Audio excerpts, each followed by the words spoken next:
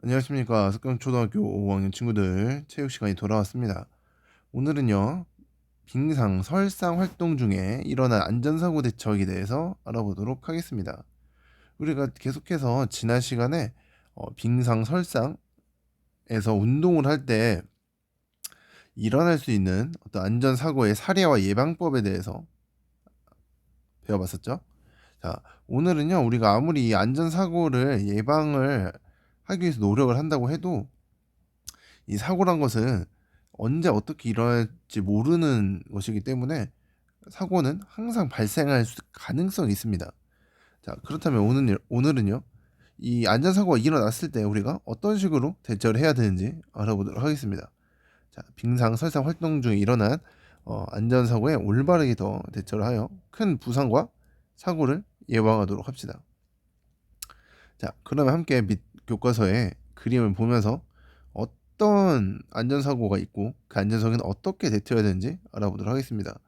자, 첫 번째는 미끄러지거나 충돌했을 때입니다. 이 빙상 또는 설상은요, 여러분들 알고 있다시피 굉장히 미끄럽기 때문에 미끄러지는 경우도 있고요.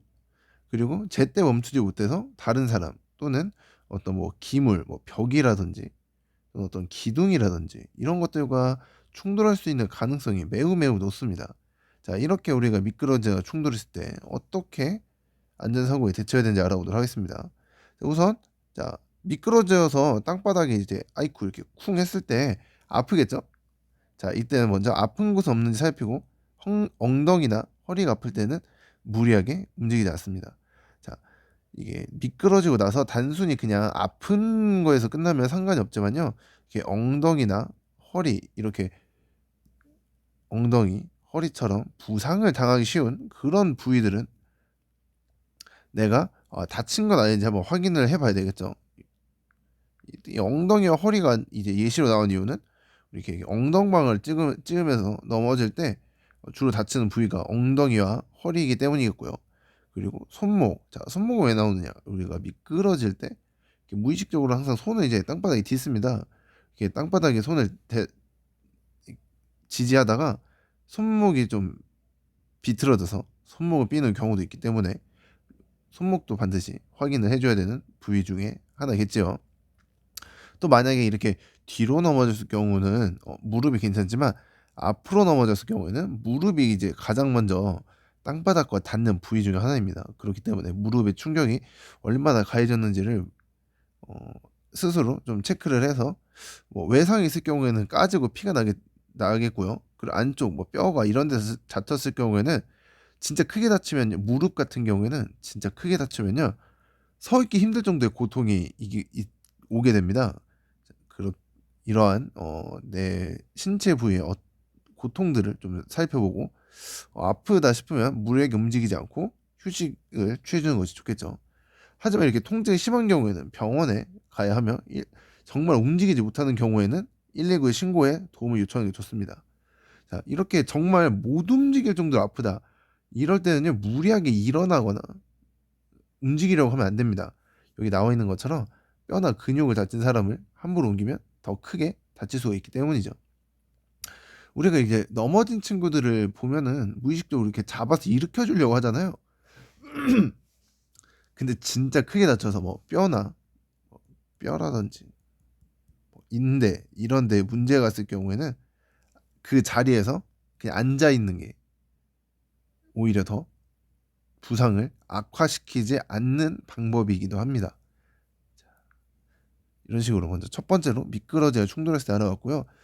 이게 당장 미끄러지거나 충돌하고 나서 이 고통이 오는 건요. 당장은 고통이 금방 사라지지만 다음날 이제 더 아픈 경우가 많거든요. 멍이 든거나 이렇기 때문에 뭐 파스를 발라준다든지 뭐 따뜻한 마사지 해준다든지 이런 게 또 좋습니다.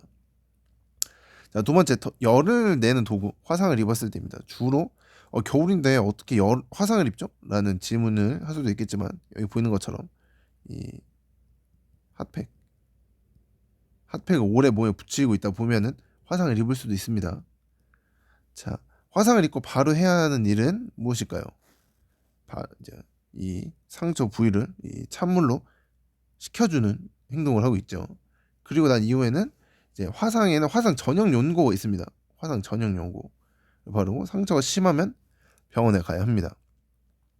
자, 이게 우리가 핫팩을 쓸 때 우리 저번에도 얘기했지만 너무 이 핫팩 자체가 생각보다 굉장히 뜨겁기 때문에 몸에 너무 오래 붙여놓으면 화상을 입을 수가 있어요. 자, 그리고 옆에 한번 이 말풍선도 한번 읽어보면요. 낮은 열기에는 뜨거운 기운을 바로 느끼지 못해서 더 깊은 곳까지 화상을 입을 가능이 있으므로 화상을 입으면 바로 치료를 해야겠습니다.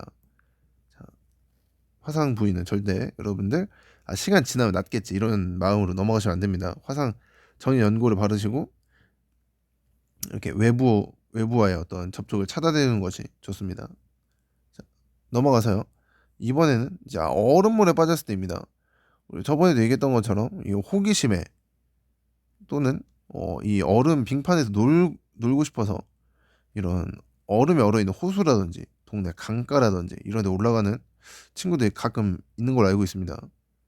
선생님 저번 체육 시간에도 얘기했던 것처럼 선생님 집 앞에 있는 공원에 아주 추운 날 공원에 있는 조그만 도랑이라고 해야 될까요? 그런 게 있는데 거기 얼어 있는데 그 위를 걸어다니는 친구들이 좀 보이더라고요. 굉장히 위험해 보였는데요. 여러분들은 절대 그러면 안 되겠습니다. 하지만 또 사고라는 게 또 언제 어떻게 일어날지 모르는 것이기 때문에 또 그에 따른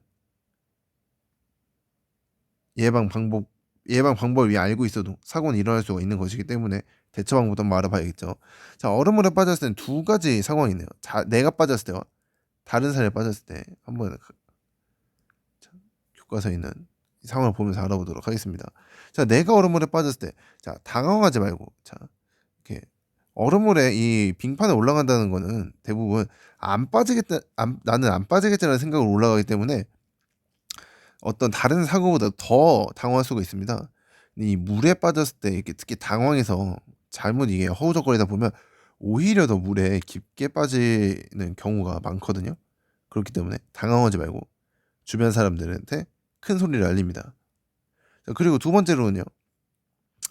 그냥 이 강가와 얼음물이 다른 점은 얼음물은 주변에 이제 손으로 이렇게 잡을 수 있는 부분도 있다는 것이죠. 물론 미끄럽겠습니다만 당장 우리가 물에 빠졌는데 어떻게든 내가 손으로 잡을 수 있는 부분 잡아야겠죠. 침착하게 팔을 얼음 위에 걸치고 걸어 왔던 방향으로 기어 나옵니다. 이 기어 나오는 이유는요. 이 두 발로 걷게 되면요. 우리 이 몸의 어떤 무게가 이 발 쪽 좁은 면적에 집중이 되기 때문에 이 두 발에 예를 들어 여러분들 뭐 50kg라고 하면 50kg 여러분들 몸무게를 선생님 잘 모르겠어서 대충 맞아 떨어지는 숫자를 했습니다. 이 좁은 면적 50kg에 50kg가 분산이 되는 것과 사람 이런 식으로 50kg가 뭐 팔, 몸통 이런 식으로 분산이 되는 경우가 서로 이 상황이 더 얼음이 깨질 수 있는 위험성이 높기 때문에 이제 천천히 최대한 이 우리의 몸의 무게를 얼음에 주는 어떤 부하라고 하죠. 그거를 분산을 시켜서 천천히 기어 나오면 되겠습니다. 자, 하지만 주변 나 말고 다른 사람이 빠졌을 때 자, 한번 보면요. 비단 뿐만이 아니라 이 물에 빠진 사람을 발견했을 때 내 수영 좀 할 줄 안다고 구하러 들어가는 굉장히 위험한 행동입니다. 이 물에 빠진 사람은 어떤 이성, 머리로 생각하는 것보다 본능, 내가 살아야겠다는 본능이 우선이기 때문에 구하러 온 사람을 이렇게 잡아 당기거나 또는 이렇게 물속으로 이렇게 밀어 넣는 그런 행동을 자기도 모르게 하기 마련이거든요. 왜냐면 일단 물속에 있으면 호흡이 잘 안 되잖아요. 그래서 덩달아서 도와주러 갔던 사람도 위험해질 수 있기 때문에 절대 구하러 들어가서 안 되겠습니다. 선생님 얼음판이니까 그냥 여기 이렇게 서가지고 이렇게 손 이렇게 잡아가지고 이렇게 쭉 끌어내면 되지 않을까요? 라고 생각하는 친구도 있겠지만 여기는 여러분들 빙판입니다. 빙판에서 친구를 손을 잡아서 꺼내 주려다가 나도 이렇게 미끄덩 해가지고 같이 물에 빠질 수도 있기 때문에 절대 들어가서는 안 됩니다.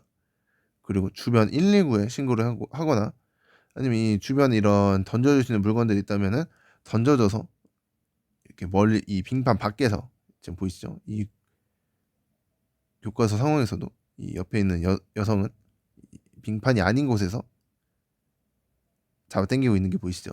빙판에 들어가지 않고 이런 물건 던져줄 수 있는 물건들이 있다면 던져주는 것이 좋을 것 같습니다. 자, 얼음물에서 빠져나온 후에는요, 동상에 저체온증에 걸리지 않도록 따뜻하게 이 젖은 사람을 따뜻하게 유지해주는 게 중요합니다. 체온이 이제 정상보다 낮은 것을 이제 저체온증이라고 하는데요. 인간은 이 이제 체온이 36.5도 정도로 항상 유지가 돼야 됩니다. 우리가 감기에 걸리면은 이거보다 높은 온도가 되잖아요. 이때 우리가 열이 너무 많이 나면 이제 열을 낮추기 위해서 해열제라던가 아니면 이마에다 이렇게 젖은 수건을 올려놓기도 하는데 그 이유는요. 정상 체중이래. 체온이 36.5도 낮추기 위해서겠죠. 그 반대로 이 체온이 내려갔을 때도 이 정상 체온으로 올려주는 요렇게 담요를 덮어준다거나 아니면 두꺼운 옷을 더 덮어준다거나 하는 행동이 굉장히 중요합니다. 인간은 이 오랫동안 자기의 정상 체중이래요. 자꾸 체중이라고 하네요. 정상 체온보다 오랜 시간 동안 체온이 벗어나 있으면 생명에도 지장이 갈 수가 있기 때문에 반드시 몸을 따뜻하게 해줘야 될 것 같습니다. 자, 이후에는 젖은 옷을 입고 당장 마른 옷으로 갈아입어야 되겠고요. 이제 담요와 침낭으로 몸을 가서 체온을 유지하고 증상이 심한 경우에 병원으로 가야 하겠습니다. 네, 이제 동상을 입게 되면요, 이제 당장 동상에 걸려서 이게 얼어붙은 거잖아요, 몸이. 그렇기 때문에 뜨거운 물건이나 뜨거운 물을 바로 드는 경우가 있는데 오히려 위험합니다. 그리고 마사지가 바로 문지르지 않고요. 물집이 생겨도 절대 터뜨려서 안 됩니다. 사실 이 물집을 터뜨리는 게 이게 잘못된 어떤 지식 중에 하나인데요. 물집은 터뜨려야 된다라고 알고 있는 친구들이 있는데 이 물집을 터뜨리게 되면 어떤 2차 감염의 위험이 있기 때문에 가급적이면 물집은 억지로 터뜨리지 마시고 자연스럽게 이제 사라지게 놔두는 것이 훨씬 더 우리 건강에 좀 더 좋다고 할 수가 있겠습니다. 자, 이런 식으로 우리가 또 오늘 빙상 설산 중에 일어난 안전사고에 대처하는 방법에 대해서 알아봤습니다. 여러분들 가장 좋은 건요, 이런 안전사고가 일어나지 않는 것이겠지만 아까도 얘기했던 것처럼 이 사고라는 것은 아무리 내가 정말 완벽하게 예방한다고 마음을 먹어도 언젠가 이게 자칫 잘못하다가 일어날 수 있기 때문에 이렇게 피치 못하게 일어난 안전사고에 대해서는 우리가 슬기롭게 대처를 해서 더 큰 부상으로 이어지지 않도록 해야겠습니다. 자, 좋아요. 오늘 체육은 여기까지고요. 또 이어서 다음 체육 때 만나도록 하겠습니다. 자, 그럼 다음 체육 시간까지 여러분들 잘 지내기 바랍니다.